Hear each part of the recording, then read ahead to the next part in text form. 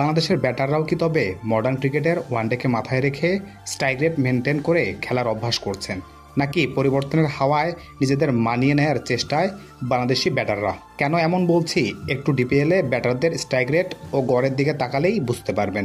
2025 ডিপিএলে ন্যূনতম 300 রান করেছেন এমন ব্যাটারদের মাঝে সর্বোচ্চ স্ট্রাইক রেট তানজিদ হাসান তামিমের 134.81 রান করেছেন মোটে 546। এরপরের তালিকায় রয়েছেন শামীম হোসেন পাটোয়ারি, যিনি 126 স্ট্রাইক রেটে করেছেন 396 রান।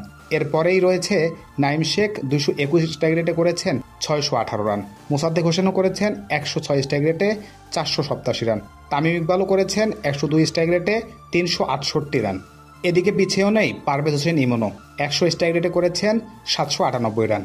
এবার তাদের বাদ দিয়ে 200 থেকে 300 রানের মাঝে যারা ছিলেন, তাদের মাঝে সর্বোচ্চ স্ট্রাইক রেটধারী ছিলেন আরিফুল হক, যিনি 121 স্ট্রাইক রেটে করেছেন 201 রান। এরপরের তালিকায় রয়েছেন তন্ময়, 111 স্ট্রাইক রেটে করেছেন 259 রান। তারপরের তালিকায় রয়েছে মেহেদী হাসান মিরাজ, যিনি 108 স্ট্রাইক রেটে করেছেন 262 রান।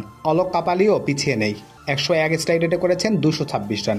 200 রানের কমের মাঝে উল্লেখযোগ্য স্ট্রাইক রেট মেনটেন করেছেন 195 রান করা আলাউদ্দিন বাবু, 135.41 স্ট্রাইক রেট। তবে আলাউদ্দিন বাবুর গড় ছিল মাত্র 17.7। এদিকে 22 গড়ে 197 রান করা শুভাগত হোমের স্ট্রাইক রেট ছিল 129.6। সব বিবেচনা করলে স্ট্রাইক রেটের এই টুর্নামেন্টটা বাজিমাত করেছে তানজিদ হাসান তামিম। তবে ওপেনিংয়ে নাইম শেখও কম যাননি, আর ফিনিশিং রোলে শামীম ছিলেন দুর্দান্ত। কিন্তু দুর্ভাগ্য, নাইম শামীমের প্রাইম ব্যাংক সুপার লিগে যেতে পারেনি। তবে ব্যাটারদের এই পরিবর্তন অবশ্যই ইতিবাচক।